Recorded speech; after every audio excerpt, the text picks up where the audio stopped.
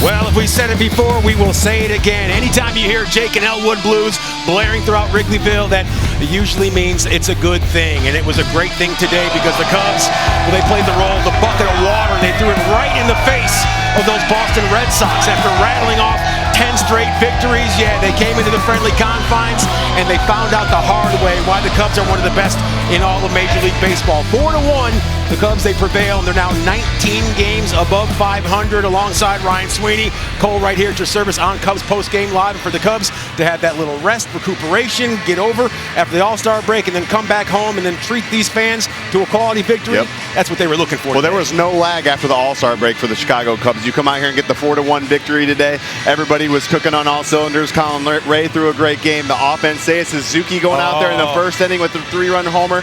The atmosphere out here is electric. Okay, and speaking of electricity, Seiya Suzuki, I think it's a safe assumption that my man was plugged in from the very start of this one. It's all about getting the pitch that you can hit with ducks on the pond. Seiya, well, he put that hard maple to good use, my man. The Cubs made Lucas Giolito throw 30 pitches in the first inning. This is a fastball that he tried to sneak by him. And hey, he did not have 4 days off right there. Seiya was in the batting cage working on his swing the whole time. He knows the biggest room in the house is indeed the room for improvement. And Seiya, post All-Star game snub, it's personal with him right now. He took exception to that. And when you're one of the best in all of the show, not only for the home runs, but for the ability to drive in runs as well, he should feel a little bit offended and snubbed. Absolutely. Take a look at mean, when you put up career numbers that are all your best numbers before the All-Star break, you've stayed healthy, you've gone out. He has 80 RBIs now, 26 bombs. I mean, come on, Seiya Suzuki getting the All-Star sub.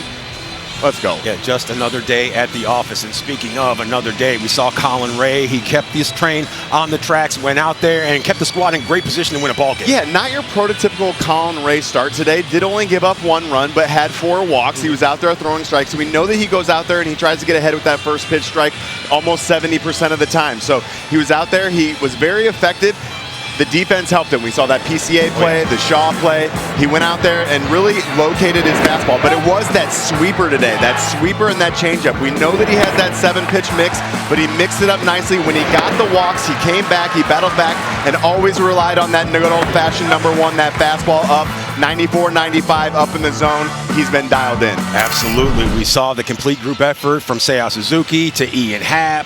Everyone putting their fingerprints on this ball game. Nico Horner, Kyle Tucker, a complete group effort from start to finish. 4-1 your final tally, and Ian Happ, he let our guy Lance know it's all about this team right now.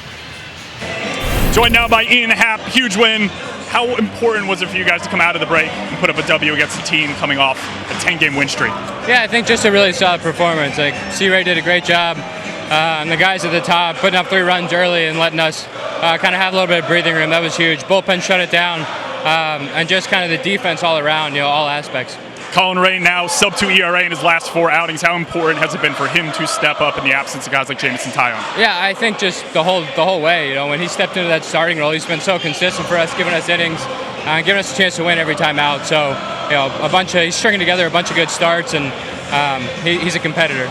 6th inning double for you, knocked Giolito out of the game. How are you feeling at the plate? Yeah, it was a good swing right there. I think putting that ball in play and Nico coming through there with a big RBI, just extend the lead and give us a little bit of breathing room. Good team baseball. Most important question, how are you feeling post-break? You refreshed and ready to go? Yeah, ready to go. It's nice to have a few days off, but good to be back here and hearing this song. Love it. Thanks a ton, Ian. Back to you, Cole. Lance Happer, good stuff as always. And Ian Happ, he's going to bring his glove in addition to bringing his bat to the ballpark. And another guy who has that same exact philosophy, Pete Armstrong. Sometimes it's not necessarily going to wow you in the batter's box. More times than not, he will. But he's always going to wow you, that's for sure, out there in center field. And today, getting it done once again. There's a reason he takes infield practice. Absolutely. And this play right here was off the bat of Alex Bregman. You thought it was a line drive in the gap, and then I don't know what Abraham Toro is doing right there. He doesn't know that PCA has an absolute cannon out there. He thought it was in the gap too. PCA heads up. Ray had walked a couple guys, runners on first and second, nobody out. This was a huge play right there to get double play right there. So not only does he not have to do it in the batter's box, he did get the double today, 1 for 4, but he does it on the defensive side and continues to do it on both sides of the plate. Could this really be a case of Abraham Toro not necessarily doing all of his homework prior to today's matchup? Because if you don't know what Pete Armstrong is bringing to the table each and every single game out there in the big field, then shame on you. His arm is sneaky, but I mean, he should know that he has a cannon out there. I mean, like I said, I thought that ball was in the gap off the bat, but that's no excuse. I mean, that's just a bad read right there on his part, but heads up by PCA by throwing it to second base. Yeah, and we have seen PCA make a play on a ball that had 0 catch probability, but he made it 100% because that's how he does, much like the best mascot in the game, Clark, flying that W flag because the Cubs, they did nail down the victory. Danny Smoke, once again, bringing that $7.99 a gallon across home plate. We're going to show you moving pictures, aka highlights, that, and much, much more. It's coming up next, right here on Cubs Live.